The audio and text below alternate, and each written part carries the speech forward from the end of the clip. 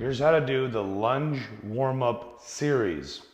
So what we want to focus on here is basically making our warm-up as now active as possible and getting our movements closer to the actual movements we're going to be doing in our lift. So this is starting to move from like the more mobility and stability into more coordination of something like a squat pattern in the case of this exercise. So what we're going to do is, if you need a little extra stability, you can hold a PVC pipe in the opposite hand of the leg you're going to be using.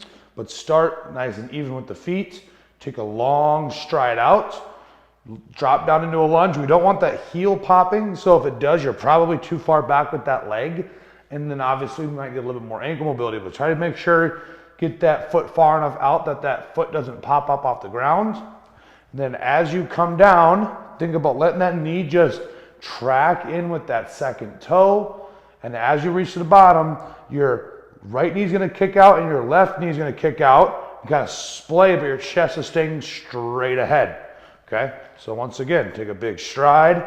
As you come down, these knees are starting to open up a little bit. You're gonna stand back up. And as you come up, you're gonna drive that knee up. Lock those abs down. So we're in a nice neutral pelvis here. What we don't want is to be sitting out here. See how I can't quite get my knee up to the same height?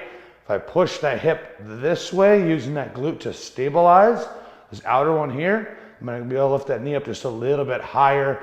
Abs tighten out. It's gonna be replicating kind of basically a deep squat here. So we're gonna make it nice and active in the sense of drop down, knees out, stand up, knee up, abs tight. Make sure you pause that for a second, and then you're gonna move back into your next exercise or your next side.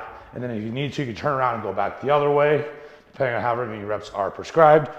Ultimately, the goal is to not have this PVC pipe, so you can do it freestanding. Take a big step, drop the knees out, come up, abs tight, knees up, and next step.